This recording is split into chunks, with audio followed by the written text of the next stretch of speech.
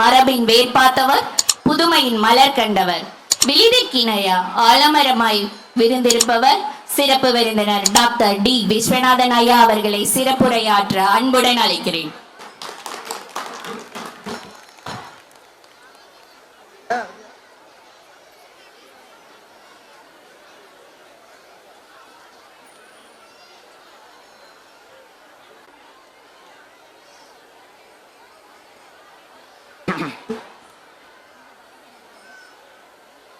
இருதய வித்யாலயா மெட்ரிகுலேஷன் பள்ளியின் தலைவர் அவர்களே, சேர்மன் அவர்களே, செயலாளர் அவர்களே,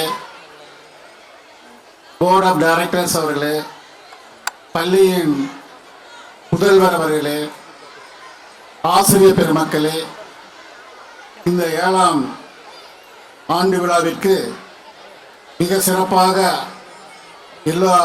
வந்திருக்க எல்லா பெற்றோர்களுக்கும் எனது இதயம் கனிந்த வணக்கத்தை தெரிவித்துக் கொள்கின்றேன். இந்த பள்ளியின் 7வது ஆண்டு விழாவில் கலந்து கொள்வதில் நான் மற்றற்ற மகிழ்ச்சி அடைகின்றேன்.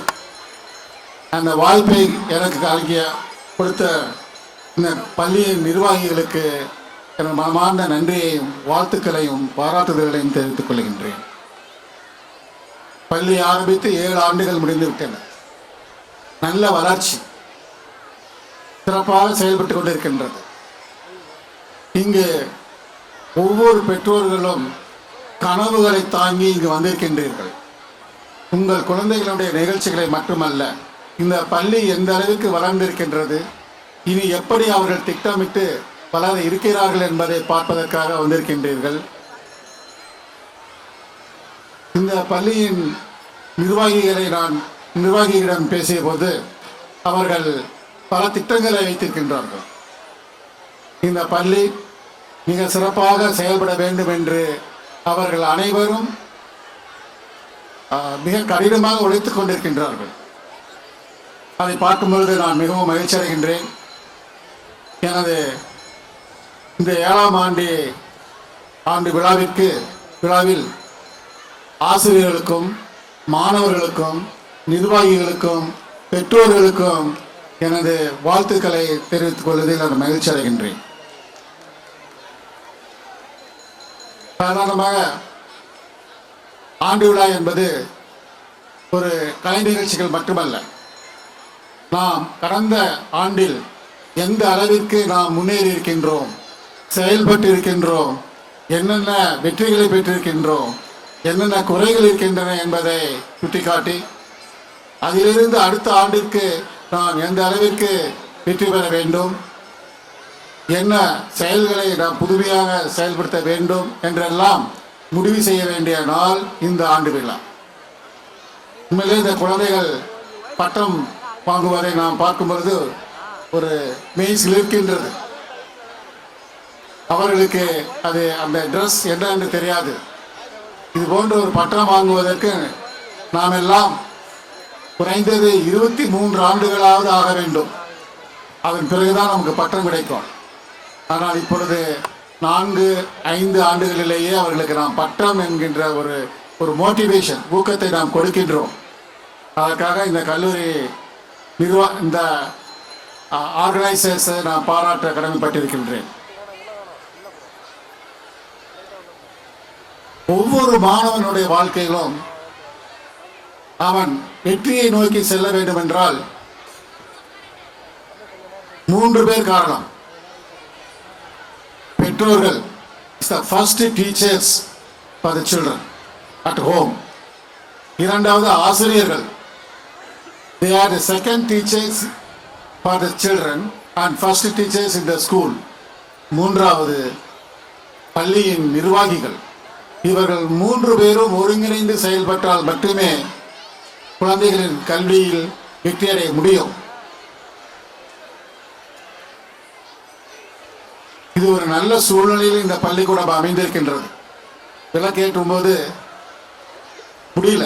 காரணம், இந்த நேச்சுரல் பிரீஸ். மிக நல்ல சூழ்நிலையில் இந்த பள்ளிக்கூடம் அமைந்திருக்கின்றது. சிட்டிலாம் போனீங்கன்னா இந்த மாதிரியான சூழ்நிலையை பார்க்க முடியாது. ஏற்கனவே 10 ஏக்கர் நிலத்தில் இந்த ஸ்கூல் நடந்துட்டு இருக்கு. பிளே கிரவுண்ட்ஸ் இருக்கு. இந்த நல்ல சூழ்நிலையில் உங்கள் குழந்தைகளை படிக்க வைக்கிறீர்கள். சில கருத்துக்களை உங்களிடத்தில் பகிர்ந்து கொள்வதில் நான் மகிழ்ச்சி அடைகின்றேன். ஒவ்வொருத்தருடைய குழந்தைகளும், எல்லா குழந்தைகளுமே பிறக்கையில் நல்லவர்களே, நல்லவராவதும் தீயவராவதும் அன்னையின் வளர்ப்பிலேன்னு ஏதோ ஒரு பாட்டு கூட இருக்கு. எஸ், உங்களுடைய கவனம் முழுவதும் குழந்தையின் படிப்பில் இருக்க வேண்டும். நம்ம ஏதோ ஒரு நல்ல ஸ்கூல்ல சேர்த்துட்டோம், இனிமே அவங்களுடைய பொறுப்பு தான் அப்படின்னு விடாம, ஒவ்வொரு நாளும் நீங்கள் குழந்தைகளுடைய படிப்பில் கவனத்தை செலுத்த வேண்டும். என்ன ஹோம்ஒர்க் கொடுத்துருக்காங்க, என்ன அசைன்மெண்ட் கொடுத்துருக்காங்க, என்ன ப்ராஜெக்ட் கொடுத்துருக்காங்க, அதை எல்லாத்தையும் ஊக்குவிச்சு குழந்தைகளை படிக்க வைக்கணும். எலிமெண்டரி லெவல் மட்டுமல்ல, கல்லூரி வாழ்க்கை முடியும் வரை பெற்றோர்களுடைய கடமை மிக மிக பெரியது. தயவு செய்து நான் பெற்றோர்களை கேட்டுக்கொள்வது, உங்கள் கனவு நனவாக வேண்டும் என்றால், அதாவது உங்கள் குழந்தை ஒரு ஐஏஎஸ் பாஸ் பண்ணணும், ஐபிஎஸ் பாஸ் பண்ணணும், என்ஜினியரிங் படிக்கணும், டாக்டரா படிக்கணும் அப்படின்லாம் நீங்க ஒரு கனவு கண்டும்போது அதில் அவர்கள் வெற்றியடைய வேண்டும் என்றால் முதல் பொறுப்பு உங்களுடையது. ஒரு குழந்தை சரியாக படிக்கவில்லை என்றால் முதல் காரணம் பெற்றோர்கள் தான் என்பதை நான் ஆணித்தரமாக சொல்ல முடியும். அதே சமயத்தில் ஒரு குழந்தை நன்றாக படித்து வெற்றி அடைகிறான் என்றால் அதற்கும் பெற்றோர்கள் தான் காரணம். இன்று நான் ஒரு பல்கலைக்கழகத்தின் துணைவேந்தராக பதவி எடுக்கும் அளவிற்கு நான் வந்திருக்கிறேன் என்றால் அதற்கு என்னுடைய பெற்றோர்கள் தான் காரணம் என்பதை நான் உங்களிடத்தில் நான் மிகவும் பெருமையாகவும் மகிழ்ச்சியுடனும் கூற கடமைப்பட்டிருக்கின்றேன். என் வாழ்நாளில் நான் திரும்பி பார்க்கிறேன், ஒரு பள்ளிக்கூடத்தில் படிக்கும் பொழுது பெற்றோர்களுடைய பங்கு எந்த அளவுக்கு இருந்தது. அதன் பிறகு கல்லூரிக்கு சென்ற பிறகு பெற்றோர்களுடைய இன்வால்மெண்ட் எப்படி இருந்தது என்று என்னால் சொல்ல முடியும் நிச்சயமாக. எனவே என் அனுபவத்தை பற்றி நான் சொல்லுகின்றேன். நமது கல்வியில் வெற்றியடையும் வரை பெற்றோர்களுடைய பங்கு மிக அதிகம். ஆசிரியர்கள் சமமாக அல்ல, அனைத்து குழந்தைகளையும் சமமாக பார்க்கிறார்கள். ஒரு வகுப்பில் ஒரு மாணவன் 100 மார்க் வாங்குகின்றான் என்றால் அடுத்த மாணவன் 80 வாங்குகிறான், இன்னொரு மாணவன் 50 வாங்குகின்றான். அதே ஆசிரியர் சொல்லிக் கொடுத்த அந்த நிலையில் சில மாணவர்கள் 100 மார்க்கும் சில மாணவர்கள் 50 மார்க்கும் வாங்குகின்றார்கள் என்றால் அது வித்தியாசம் மாணவனிடம் தர ஆசிரியர்கள் இல்லை. எனவே அந்த மாணவனை ஊக்குவிக்கிறது, அவனை படிக்க வைப்பது கடமை நமது பெற்றோர்கள். இந்த பள்ளியின் நிர்வாகிகள் அவர்களிடம் நான் பேசும்போது சொல்கிறேன், ஒரு நாட்டிற்கு நாம் சேவை செய்ய வேண்டும் என்று நினைத்தோம். அது என்ன சேவையாக இருக்க வேண்டும் என்று நினைத்தோம், அது கல்வி சேவையாக இருக்க வேண்டும் முடிவெடுத்தோம் என்று அவர்கள் பல பார்ட்னர்ஸ் சேர்ந்து செய்து கொண்டிருக்கின்றார்கள். அவர்களை உங்கள் சார்பாக நான் வாழ்த்தி பாராட்டுவதில் நான் மிகவும் மகிழ்ச்சி அடைகின்றேன். ஏனென்றால் நான் பள்ளியில் படிக்கும் பொழுது, ஹைஸ்கூல் 6ஆம் வகுப்பு படிக்கும் பொழுது ரொம்ப ஒல்லியா இருப்பான், காத்தடிச்சா பறந்துடும், அந்த அளவுக்கு தான் இருந்தேன் நான். ஆனால் எனது கிராமத்தில் உயர்நிலை பள்ளி இல்லை. 8 கிலோமீட்டர் நடந்துதான் படிக்க வேண்டிய சூழ்நிலை இருந்தது. 8 கிலோமீட்டர் காலையிலும் மாலையில் 8 கிலோமீட்டர் நடந்த பிறகுதான் பள்ளிக்கு செல்ல முடியும். அப்படிப்பட்ட சூழ்நிலையில் படித்தோம். நான் பிஇ எம்இ முடித்த பிறகுதான் எங்கள் கிராமத்திற்கே எலக்ட்ரிசிட்டி வந்தது. அதுவரை சாதாரண கெரசின் லேம்ப்ல தான் படித்தோம். அவ்வளவு டிஃபிகல்டிஸ், கஷ்டங்கள்ல நாங்கள் பள்ளியில் படித்து நல்ல மதிப்பெண்கள் பெறுவதற்கு காரணமாக இருந்தவர்கள் எனது பெற்றோர்கள். என்னை படிக்க வைத்து ஆளாக்கி உருவாக்கிய எனது தந்தை சென்ற மாதம் காலமானார். அவருக்கு 100 வயது. 100 வயதில் எங்களை விட்டு பிரிந்தார். Disciplined man. கல்வி மட்டும் இல்லை, தனிப்பட்ட வாழ்க்கையிலும் குழந்தைகள் ஒரு ஒழுக்கமுள்ளவராக வர வேண்டும் என்று பெற்றோர்கள் நினைக்க வேண்டும். அதை எங்கள் தந்தை எங்களை அதை கண்ட்ரோல் பண்ணியிருந்தாங்க. ஒரு கிராமம், அந்த கிராமத்தில் பார்த்தால் படித்தவர்களே இல்லை. எல்லோரும் விவசாயிகள். ஆனால் எனது தந்தை 8ஆம் வகுப்பு படித்தவர். அவர் சொல்றார், நாங்கள் படிக்க முடியவில்லை, நீ நிச்சயமாக பட்டம் வாங்கி படிக்கும் அளவிற்கு நீ முன்னேற வேண்டும் என்று ஊக்குவித்தார். எனவே அந்த பள்ளி படிப்பை படித்து கல்லூரிக்கு சென்ற முதல் மாணவன் நான் என்ற பெருமையை நான் சொல்ல விரும்புகிறேன். எனக்கு கிராமத்தில் அந்த பியூசி முடித்து பிஇ படித்து அண்ணாமலை பல்கலைக்கழகத்தில் படித்த பொழுது எனக்கு 15 வேலை கிடைச்சது. 15 ஜாப்ஸ் கேம்பஸ் இன்டர்வியூவில், கவர்மெண்ட் ஜாப். ஆனால் நான் மேலே படிக்க வேண்டும் என்று என்னை ஊக்கப்படுத்தியவர் எனது தந்தை. உன் திறமைக்கு தகுந்தாற் போல் வேலை கிடைக்கும், ஆனால் பிற்காலத்தில் நீ படிக்க முடியாது, இப்பொழுதே படித்து விடு என்று சொன்னார்கள். அதனால் M Tech Guindy college of engineering பள்ளியில் படித்தேன். நான் கல்லூரியில் படித்தோம். அங்கேயே அந்த எம்டெக் முடிந்தவுடன் பப்ளிக் செக்டர் கம்பெனிகளிலிருந்து 5 ஜாப் கிடைச்சது. ஆனால் தந்தையின் ஊக்கத்தினாலும் என்னுடைய பர்சனல் இன்ட்ரெஸ்டாலும் நான் மேலே ஆராய்ச்சி செய்ய வேண்டும் என்ற விருப்பத்தில் ஐஐடியில் ஆராய்ச்சிக்காக முயற்சி செய்தேன். நான் அங்கேயே பேராசிரியர் பதவியை எடுத்துக்கொண்டு ஆராய்ச்சி செய்ய வேண்டும் என்று நான் முடிவு செய்தேன். அதற்கு பெற்றோர்கள் ஒத்துழைத்தனர். ஒரு கிராமத்தில் இருக்கிறார்கள், அவர்கள் என்னை ஊக்குவித்தார்கள். அண்ணா பல்கலைக்கழகத்தில் இருந்து ஐஐடி மெட்ராஸ் ஆராய்ச்சி செய்வது, பிஹெச்டி செய்வதற்கு நான் அப்ளிகேஷன் போட்ட போது ஏறக்குறைய 50 பேர் என்னுடன் சேர்ந்து அப்ளிகேஷன் போட்டாங்க. அதில் பல்கலைக்கழகம் என்ன சொல்றாங்க, 2 பேர் தான் எலிஜிபிள், அனுப்ப முடியும் அப்படின்னு சொல்லிட்டாங்க. நல்ல வேலை, அந்த 50 பேர்த்துல நான் 2 பேர்த்துல ஒருவனா நான் செலக்ட் ஆகி ஐஐடிக்கு அப்ளிகேஷன் போச்சு. ஆனால் ஐஐடியில் பார்த்தீங்கன்னா அது ஒரு பெரிய ஃபெலோஷிப் ஸ்கீம், மாச சம்பளம் எல்லாம் உண்டு, ஸ்டைஃபண்ட் உண்டு. அது ஆல் இண்டியா லெவலில் 40 அப்ளிகேஷன் வந்தது. ஆனால் 2 பேர் தான் அவங்களும் செலக்ட் பண்ணுவேன்னு சொல்லிட்டாங்க. தேங்க் காட், அந்த 2 பேர்த்துல நானும் ஒருத்தர் நான் செலக்ட் ஆகி ஐஐடியில் பிஹெச்டி ஜாயின் பண்ணேன். ஸோ பிஹெச்டி ஜாயின் பண்ணும்போது மை ஃபாதர், அப்பா வந்து நான் ஐஐடியில் வந்து மீட் பண்ணுவாங்க, எப்படி நம்ம மகன் ஆராய்ச்சி செய்கிறார் என்று பெருமை அடைவார்கள், சந்தோஷப்படுவார்கள். எனது மகன் ஐஐடியில் ஆராய்ச்சி செய்கிறான் என்று பெருமையாக சொல்லுவார்கள். ஒரு நல்ல நேரம், நான் ஐஐடியில் சேர்ந்த முதல் வாரத்திலேயே முதல் மாதத்திலேயே நமது எல்லோரும் விரும்பப்படுகிற ஒரு தலைவர், அப்பொழுது அவர் மிசைல் டைரக்டராக இருந்தார், ஏவுகணை திட்டத்தின் டைரக்டர் அப்துல் கலாம் அவர்கள் ஐஐடிக்கு வந்தார். அவர் சொன்னார், நாங்கள் ஏவுகணை தயாரிக்க போகிறோம், அந்த ஏவுகணையை தயாரிப்பதற்கு எனக்கு 20 யங் சயின்டிஸ்ட், இளம் விஞ்ஞானிகள் வேண்டும், அதற்காக வந்திருக்கிறேன் என்று சொன்னார்கள். ஏறக்குறைய 140 இளம் விஞ்ஞானிகள் நாங்கள் அவரிடம் சென்றோம். அவர் செலக்ட் பண்ணி மொத்தம் 20 பேரை செலக்ட் பண்ணாரு. அதில் நானும் ஒருத்தனா செலக்ட் ஆகி அப்துல் கலாம் கூட நான் ஆராய்ச்சியில் சேர்ந்தேன். ஒவ்வொரு மாதமும் நான் அப்துல் கலாம் அவர்களை சந்திப்பேன். 1984ஆம் ஆண்டு ஹைதராபாத்ல ஏவுகணை திட்டத்தில் அவர் இருந்தார். எங்களுக்கு மிகவும் ஊக்கம் கொடுத்தார். இப்போலாம் செல்போன், அப்போல்லாம் ஃபோன் பண்ணணும், ட்ரங்கால் தான் பண்ணணும் 84ல். ஸோ டெலகிராம் தான் கொடுப்பாரு. ஒவ்வொரு வாரமும் நாங்கள் லெட்டரில் எங்களோட ப்ராக்ரஸ் எழுதுவோம், அவர் ரிப்ளை பண்ணுவார். நாங்கள் அவரை சந்திக்க போகும்பொழுது காலையில் 9 மணிக்கு அவர் ஆஃபீஸ் போவோம்.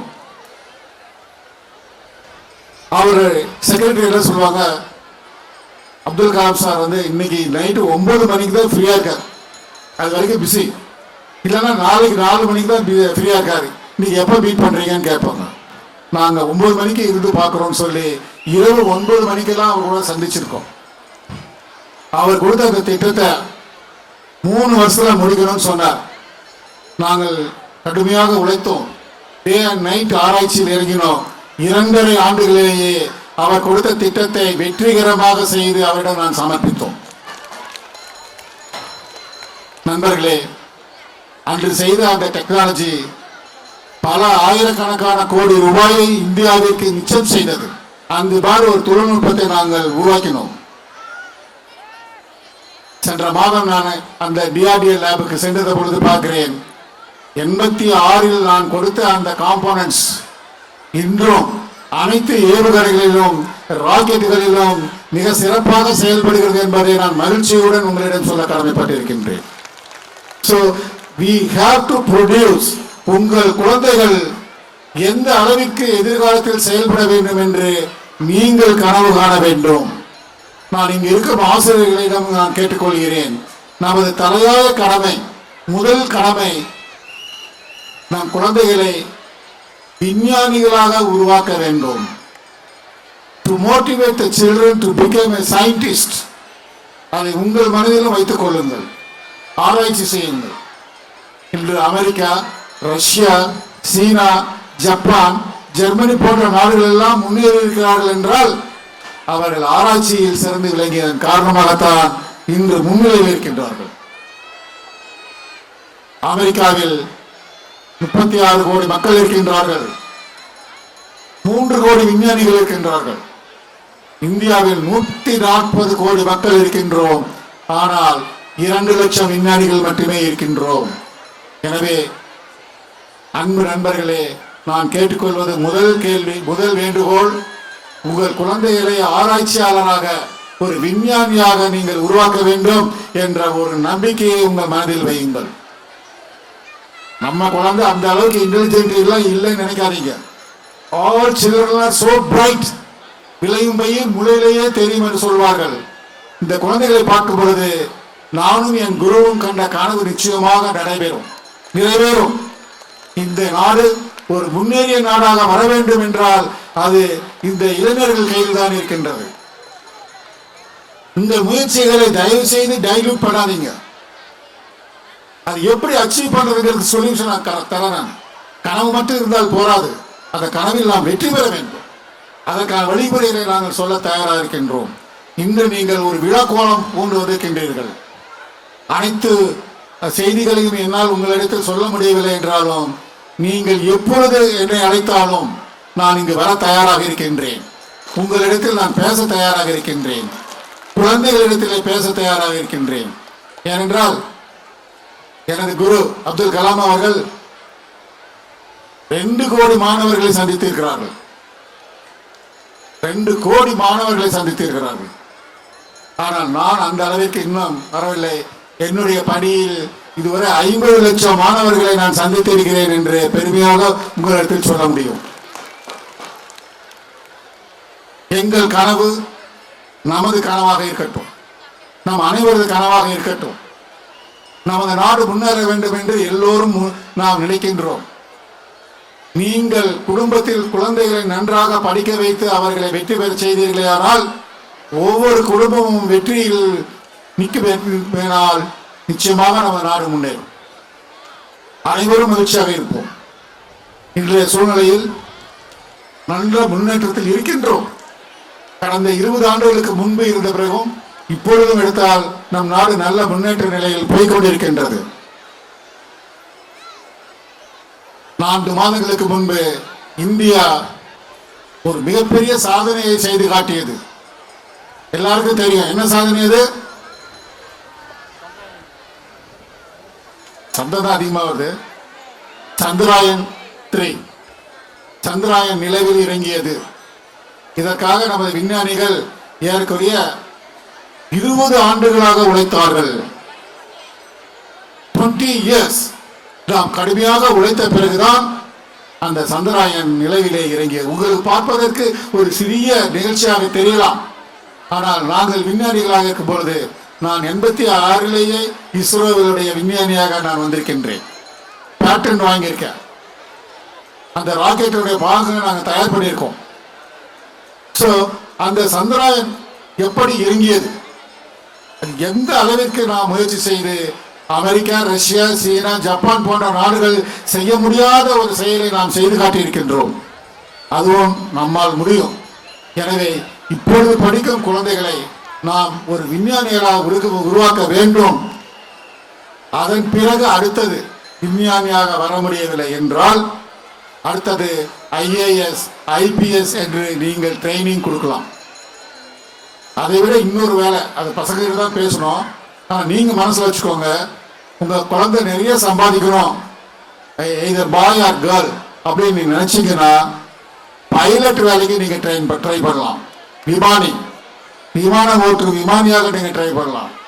இன்று இந்தியாவில் ஏறக்குறைய 75 ஏர்போர்ட் இருக்குது. இன்னும் 5 வருஷத்துக்குள்ள அது 200 ஏர்போர்ட்டா மாறப்போகுது. 200 ஏர்போர்ட். அதே சமயத்தில் இப்போ 750 விமானங்கள் இருக்கின்றன இந்தியாவில். அது 2000 விமானங்களாக உயரப்போகிறது. அப்போ எவ்வளவு பைலட் நமக்கு தேவைப்படும் நினைச்சு பாருங்க. பைலட்ஸ்க்கு எல்லாத்துக்கும் நல்ல சம்பளம். அது ஒன்று மட்டும் நீங்க நினைச்சுக்கணும், கார் ஓட்டுறது ரொம்ப கஷ்டமான வேலை, ஆனா விமானம் ஓட்டுவது மிக எளிதான வேலை. அது சிம்பிள். அது போன்ற ஒரு எண்ணங்களை உங்க மனதில் வைத்துக் கொள்ள வேண்டும். யாருக்காவது உங்க குழந்தைகளை பைலட்டா ட்ரெயின் பண்ணணும், பைலட் வேலை வேணும் நீங்க கேட்டீங்கன்னா என்னை கான்டாக்ட் பண்ணுங்க, நான் உங்களுக்கு ட்ரைனிங் வாங்கி தரேன். நான் எங்களுக்கெல்லாம் அப்படி யாரும் கைடன்ஸ் இல்லை, ஆனா உங்களுக்கு எங்களால் அந்த கைடன்ஸ் கொடுக்க முடியும். கிராமத்தில் இருந்த மட்டும் இருக்கணும்னு நினைக்காதீங்க. நம்ம இந்தியாவில் ஏற்கனவே 12,000 பைலட் இருக்காங்க. அதில் 5,600 பைலட்ஸ் பெண்கள் என்பதை மறந்து விடாதீர்கள், உமன் பைலட்ஸ். இது போன்ற ஒரு உயரிய கனவு, மிகப்பெரிய கலாம் சொல்வார், கனவு காணுங்கள். அந்த கனவு சிறிதாக இருந்தால் அது குற்றம், பெரிய கனவாக இருக்க வேண்டும் என்று சொல்வார்கள். அதே போல உங்கள் குழந்தைகள் எதிர்காலம் ஒரு மிகப்பெரிய அளவில் சாதனையாளர்களாக உருவாக்கப்பட வேண்டும். அதற்கு உங்களுடைய முயற்சி தேவை. அந்த என்ன முயற்சி அது? சார், நாங்கள் தான் ஸ்கூலுக்கு அனுப்பிச்சிட்டோம், வீட்டில் சாப்பாடு பண்ணி போடுறோம், நாங்கள் என்ன சார் செய்ய முடியும்னு கேட்கலாம். நீங்க உங்க குழந்தைகள் எத்தனை பேர் காலையில் 4 மணிக்கு எதிர்த்து படிக்கிறாங்க? கை தூக்குங்க. யாருமே இல்லையா? 1 2 3 4 5 6 ஒரு 10 பேர் தான் கை தூக்குறாங்க.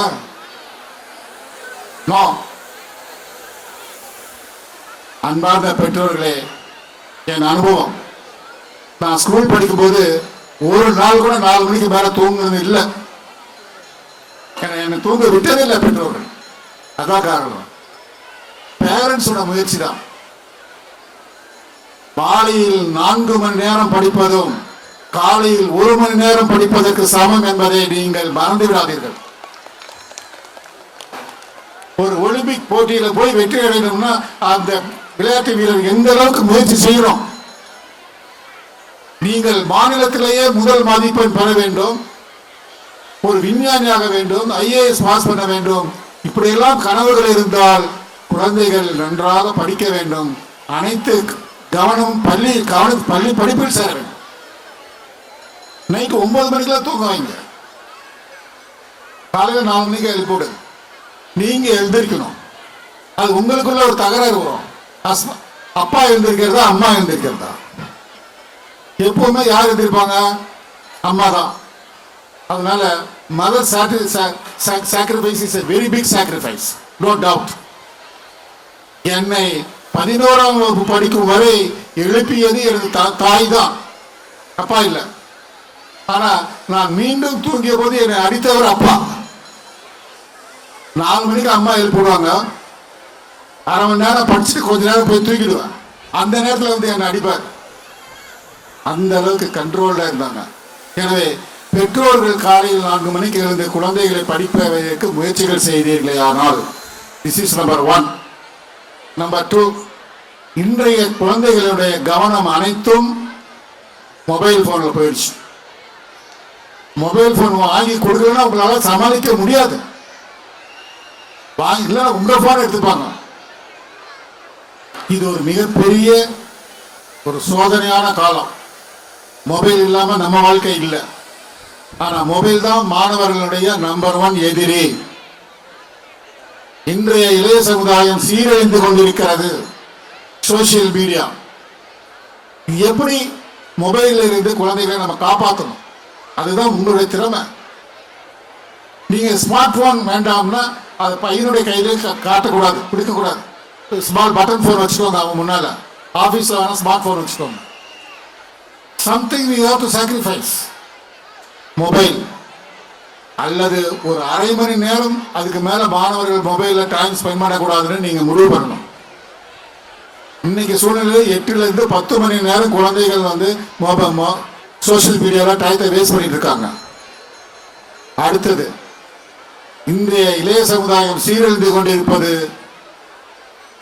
இளைய சமுதாயத்தை சீரழிப்பது சினிமா. சினிமா பார்க்காதவங்க யாராவது இருக்கீங்களா? சினிமா பார்க்காதவங்க யாராவது இருக்கீங்களா? 1 2 நான் 1 3. ஏன்னா 1990ஆம் ஆண்டு டெல்லி ஏர்போர்ட்ல ஒரு நாள் உட்கார்ந்திருந்தேன் நான். அந்த நேரத்துக்கு அப்துல் கலாம் வந்தார். இந்த விசில் அடிக்கிறவங்க கொஞ்சம் நிறுத்த சொல்லுங்க. டெல்லி ஏர்போர்ட்ல உட்கார்ந்து இருக்கும் பொழுது இவர் வந்தார். யாரு? அப்துல் கலாம். நாங்கள் 2 பேரும் பேசிட்டு இருந்தோம். அதன் பிறகு ஃப்ளைட்ல ஏறும் பொழுது, சார் நீங்க முன்ன போங்க அப்படின்னு அவர் சொன்னாரு.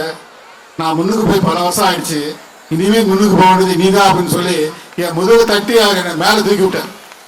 மறக்கவே முடியாது. Great man. அதெல்லாம் என்னால் மறக்க முடியல. ஃப்ளைட்ல போய் மேலே உட்காந்துட்டு, சார் என்ன சினிமா பார்த்தீங்கன்னு கேட்டேன். எனக்கு 60 வயசு ஆகுது, இது வரைக்கும் சினிமாவே பார்க்க சூழல் இல்லை. ஆனால் தெரியும் உங்களுக்கு, ரொம்ப ஏழ்மையான குடும்பம். டெய்லி காலையில் நியூஸ் பேப்பர்லாம் போட்டு ஃபீஸ் வாங்கி ஃபீஸ் கட்டினாரு. இது வரைக்கும் நான் சினிமா பார்க்கல, இனிமேலும் சினிமா பார்த்து என் நேரத்தை வீணாக்க மாட்டேன்னு உறுதியாக இருக்கிறேன் அப்படின்னாரு. அன்று முதல் இப்படி 34 வருடமாக நான் சினிமா பார்ப்பதை நிறுத்திவிட்டேன் என்பதை நான் உங்களிடத்தில் மகிழ்ச்சியுடன் சொல்கிறேன். எஸ், ஒரு நல்ல செய்தியை கேட்டால் அதை நாம் ஃபாலோ பண்ணணும். நீங்க பார்க்குற சினிமா நம்ம பிரெயின்ல போய் ஃபிக்ஸ் ஆயிடும். 10 வருஷத்துக்கு முன்னால பார்த்த சினிமாவில் எந்த கேள்வி கேட்டாலும் பதில் சொல்ல முடியும். ஆனா இன்னைக்கு காலையில் நடத்தின பாடத்தில் கேள்வி கேட்டா பதில் சொல்ல மாட்டேங்க. அதுதான் உண்மை. So the brain occupies the most memory of cinema. இப்போ இந்த காலத்தில் சினிமாலாம் எப்படி இருக்கு? எப்படி தண்ணி அடிக்கிறதுன்னு தான் எஜுகேட் பண்றாங்க, எப்படி ஸ்மோக் பண்றதுன்னு எஜுகேட் பண்றாங்க, எப்படி எல்லாம் வந்து கொலை கொள்ளை திருட்டு, இந்த சண்டை காட்சிகள், வன்முறை காட்சிகள், படம் முழுவதும் அதுதான் இருக்கு. ஆயிரக்கணக்கான பேர் அந்த படத்துல சாகடிக்கிறாங்க. இதையெல்லாம் இளைஞர்களுடைய மனதை பாதிக்கின்றது. எனவே அன்பு பெற்றோர்களே, குழந்தைகளால் நீங்க சினிமா பார்க்கறத நிறுத்தினா உங்க குழந்தைகள் சினிமா பார்க்கறத நிறுத்துவாங்க. என்னை பொறுத்த வரைக்கும் சினிமா அத்தனையுமே இந்த நாட்டின் வளர்ச்சிக்கு எதிரானது. அதை நான் நிரூபிக்க முடியும். என்ன பண்ண முடியும்? we have no power. நமக்கு அந்த பவர் இல்லை. நான் உங்களிடத்துல பேசி உங்களை கொஞ்சமாவது நான் மனசுல தாக்கத்தை நான் கொண்டு வரணும். இன்னைக்கெல்லாம் நடிகர்கள் யாருன்னு கேட்டா என் பேரே தெரியாது. என் மைண்ட் ரொம்ப ஃப்ரீயா இருக்கு. வீட்டில் கூட டிவி இல்லை. நேரத்தை நான் வந்து முழுமையாக படிப்பில் செலுத்துகிறேன். கற்றது கைமண் அளவு, கல்லானது உலக அளவு. நான் ரிட்டையர் ஆயிட்டேன்னு நீங்க நினைக்கலாம். அப்துல் கலாம் என்ன சொன்னார் எனக்கு? நீ ரிட்டையர் ஆயிட்டேன்னு மட்டும் நினைக்காத. You are a teacher. You learned a lot of subjects. You have good experience. Transfer them to young minds always. அப்படின்னு சொன்னார். அதனால நான் ரிட்டையர் ஆகி 15 வருஷம் ஆச்சு. ஆனா இன்னமும் பல்கலைக்கழகத்தில் நான் ஆராய்ச்சி பண்ணிட்டு இருக்கேன். இன்னும் சொல்ல போனா நான் ஒரு சேட்டலைட் டெவலப் பண்ணிட்டு இருக்கேன். அந்த சேட்டலைட் இன்னும் 3 மாசத்துல லான்ச் பண்ண போறோம். ISRO மூலமா. ஒரு சின்ன இன்ஃபர்மேஷன், உங்க குழந்தைங்க யாராவது சேட்டலைட் லான்ச் பண்றத ராக்கெட்டை பார்க்கணும்னா உங்க ஸ்கூல் பிரின்சிபல் நான் சொல்றேன், சென்னைக்கு வாங்க. நான் ராக்கெட் லான்ச் பண்ற இடத்துக்கே உங்களை கூட்டி போறேன். நான் பெற்றோர்களும் வரலாம். பெற்றோர்களும் குழந்தைகளை அழைச்சிட்டு வாங்க. ராக்கெட் லான்ச் பண்ற அன்னைக்கு உங்களை சிறியரிக்கோடாக அழைச்சிட்டு போறேன். நம்பர் 2, எம்ஜிஆர் பல்கலைக்கழகத்தில் நாங்கள் சேட்டலைட் டெவலப் பண்ணிட்டு இருக்கோம். அது எப்படி ஃபங்க்ஷன் ஆக போகுது, அதனுடைய டீட்டெயில்ஸும் குழந்தைகளுக்கு நம்ம சொல்லித்தரலாம். எங்க சேட்டலைட் என்ன பண்ண போகுது? நம்ம இந்திய நாட்டு மீனவர்கள் டெய்லி அரெஸ்ட் பண்றாங்க ஸ்ரீலங்கன்ஸ். நம்ம சேட்டலைட் மூலமா இனிமே அவங்களை அரெஸ்ட் பண்ண முடியாத அளவுக்கு நாங்கள் வழிகாட்டுவோம். அதுதான் நம்ம மீனவர்களுக்கு உதவி செய்வதற்காக இந்த சேட்டலைட் டெவலப் பண்ணிட்டு இருக்கோம். ஸோ எனக்கு டைமே இல்லை. இன்னைக்கு கூட நண்பர்கள் வந்து என்னை கம்பல் பண்ணதுனால தான் நான் ஒத்துக்கிட்டு வரேன். Even Sunday I am not free, I occupy myself. நாம வாழ போறது ஒரே ஒரு வாழ்க்கை, அதை நம்ம வேஸ்ட் பண்ணக்கூடாது, பயனுள்ளதாக இருக்கணும். 75 மாணவர்களை இது வரைக்கும் நான் வந்து சேட்டலைட்ல ட்ரெயின் பண்ணியிருக்கேன். அது மாதிரி உங்க குழந்தைகளுக்கு ஸ்பேஸ் டெக்னாலஜியில் இன்ட்ரெஸ்ட் இருந்தா நீங்க தைரியமா எப்போ வேணாலும் எம்ஜிஆர் யூனிவர்சிட்டிக்கு வரலாம். நீங்க ராக்கெட் லான்ச் பண்றதை நாங்க ஒரு 15 நாளைக்கு முன்னாடியே சொல்லிடுறோம். நீங்க ஒரு பஸ் எடுத்துட்டு வந்துடலாம். ஸோ எதிர்காலத்தில் வந்து நம்ம என்னெல்லாம் சாதிக்க போறோங்கிறத குழந்தைங்களுக்கு எடுத்து சொல்லணும். ஸோ ஃபர்ஸ்ட் நான் என்ன சொன்னேன், அவங்களுக்கு காலையில் 4 மணிக்கு எழுந்திரிக்கணும். 2வது மொபைல் கண்ட்ரோல் பண்ணணும். 3வது சினிமா பார்க்கக்கூடாது. பேரண்ட்ஸ் சீரியல் பார்க்கக்கூடாது, அது உங்க குழந்தைகளை பாதிக்குது. பெண்களாகிய நீங்கள் சீரியல் பார்த்தீங்கன்னா நிச்சயமா அந்த குடும்பத்தில் குழப்பம் இருக்கும். நிச்சயம் நான் நிரூபிக்கிறேன். தயவு செய்து தாய்மார்களை கேட்டுக்கிறேன், நீங்க சீரியல் பார்க்காதீங்க, வேண்டாம். ஏன் டிவியே வேண்டாமே, அப்படி ஒரு நிலைக்கு வாங்க. உங்க குழந்தைங்க படிப்பு முடியும் வரைதான், அதுக்கப்புறம் பாருங்க. தாத்தா பாட்டி டிவி பார்த்துக்கிட்டா குழந்தை படிப்பு கெடுமா கிடையாதா, டிஸ்டர்பன்ஸா இருக்குமா கிடையாதா? So cinema, serial, mobile and காலையில் எழுந்திருக்கணும் 4 மணிக்கு. இந்த நாளையும் நீங்க கடைபிடித்தால் நிச்சயமாக உங்கள் குழந்தைகள் நீங்கள் நினைக்கிற அளவிற்கு வெற்றி பெறுவார்கள் என்பதில் எந்த சந்தேகமும் இல்லை. அதனால நான் அப்துல் கலாம் கூட நான் ஆராய்ச்சி பண்ணும்போது அந்த டெக்னாலஜியை வந்து அமெரிக்காவில் பிரசன்ட் பண்ணணும்னு சொல்லிட்டு நான் வந்து கேட்டாங்க. அமெரிக்காவிலிருந்து வாஷிங்டன் பள்ளியிலிருந்து எனக்கு ஒரு அழைப்பு வந்தது. 1988ஆம் வருஷம் நான் அமெரிக்கா சென்றேன். அப்போ அந்த கான்ஃபரன்ஸில் நான் சொன்னேன், இந்தியா இப்போது 7வது நாடாக ஏவுகணை தயாரித்திருக்கின்றது. இந்த ஏவுகணையை அப்துல் கலாம் அவர்கள் தலைமையில் நாங்கள் தயாரித்திருக்கிறோம் என்று பெருமையாக சொல்லும்போது 250 நாடுகளிலிருந்து வந்த விஞ்ஞானிகள் என்னை பாராட்டினார்கள். அப்பொழுது அன்று மாலை ஒரு கம்பெனியோட முதலாளி என்னை அணுகி, நீங்கள் BE mechanical, ME production, PhD mechanical metallurgy படிச்சிருக்கீங்க. எங்கள் நிறுவனம் அமெரிக்காவினுடைய ஏவுகணை திட்டத்தில் பங்கேற்கிறது. எனவே எங்கள் நிறுவனத்தில் நீங்கள் ஒரு ப்ராசஸ் இன்ஜினியராக சேரலாம் என்று என்னை அழைத்தார்கள். நன்றி என்று சொல்லிவிட்டு, நான் இந்தியாவில் பிறந்தவன், இந்தியாவுக்காகத்தான் பணிபுரிவேன், அமெரிக்காவுக்கு வர முடியாது என்று சொல்லி நிராகரித்து விட்டேன். அந்த அளவுக்கு எனக்கு தேசப்பற்றை கொடுத்தவர் அப்துல் கலாம் அவர்கள். அடுத்த 1 மணி நேரத்தில் என்னை சந்தித்த ஜப்பான் விஞ்ஞானிகள், இந்த தொழில்நுட்பத்தை எங்களுக்கு விலக்கி கொடுக்க முடியுமா, அப்படி என்றால் $2 பில்லியன் தருகிறோம் என்று சொன்னார்கள். நான் சொன்னேன், இது எங்கள் நாட்டின் இராணுவத்திற்காக நாங்கள் உருவாக்குறது, என்னை உயிரே போனாலும் என் இந்த தொழில்நுட்பத்தை உங்களுக்கு நான் கொடுக்க முடியாது என்று நிராகரித்து விட்டு இந்தியாவுக்கு வந்துவிட்டேன். ஏனென்றால் நாம் கடுமையான உழைப்பு, நேர்மையான சிந்தனை, ஹானஸ்டியான அப்ரோச் என்று இருந்தால் நமக்கு உலகம் நம்மிடம் வந்து சேரும். இன்றும் எனக்கு பல பல்கலைக்கழகங்களில் வேலை கிடைக்கிறது. நான் தமிழ்நாட்டுக்குத்தான் உதவி புரிவேன், பணிபுரிவேன் என்று தமிழகத்திலே டெல்லி கூட நான் போல. அந்த ஒரு லட்சியத்தை உங்கள் குழந்தைகளின் மனதில் நீங்கள் விதையுங்கள். எனது பணிக்காக நல்ல ரெகக்னிஷன் எனக்கு கிடைச்சது. இந்தியாவில் ரெகக்னிஷன் கிடைச்சதே இல்லையோ, பிரான்ஸ் நாட்டில்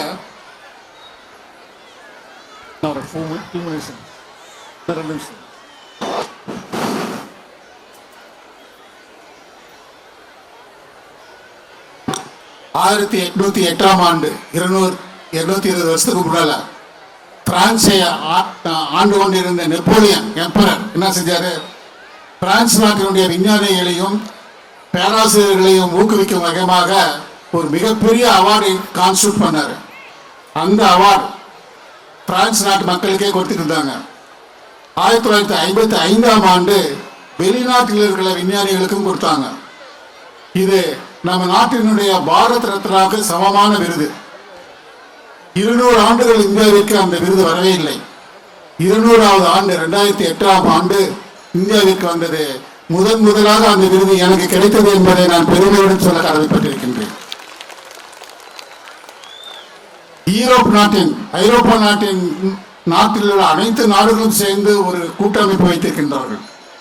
அந்த கூட்டமைப்பில் ஒவ்வொரு ஆண்டும் சர்வதேச அளவில் பேராசிரியர்களை கௌரவிப்பார்கள். 40 ஆண்டுகளாக இந்தியாவிற்கு வராத அந்த விருது 41வது ஆண்டு இன்டர்நேஷனல் சாக்ரட்டிஸ் அவார்டுங்கிற விருது எனக்கு கிடைத்தது.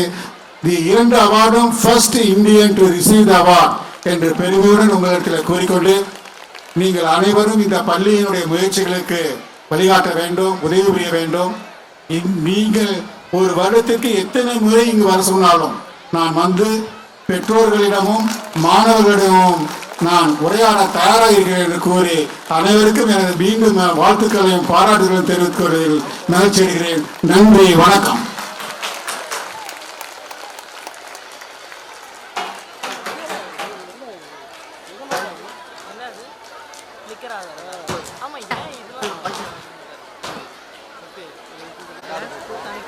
Mister C Ravichandran, MSc BA, Virudhachalam boys higher secondary ஸ்கூல்ல வாத்தியார ஒர்க் பண்றாரு. நல்லாசிரியர் விருது வாங்கினவர். அவரை மேடைக்கு அழைத்து பெருமைப்படுத்துவதில் விருதை வித்யாலயா பெருமிதம் கொள்கிறது. Mister C Ravichandran, MSc BA, நல்லாசிரியர் விருது பெற்ற ஆசிரியர். அவரை பெருமைப்படுத்துவதில் விருதை வித்யாலயா பெருமிதம் கொள்கிறது. Thank you sir.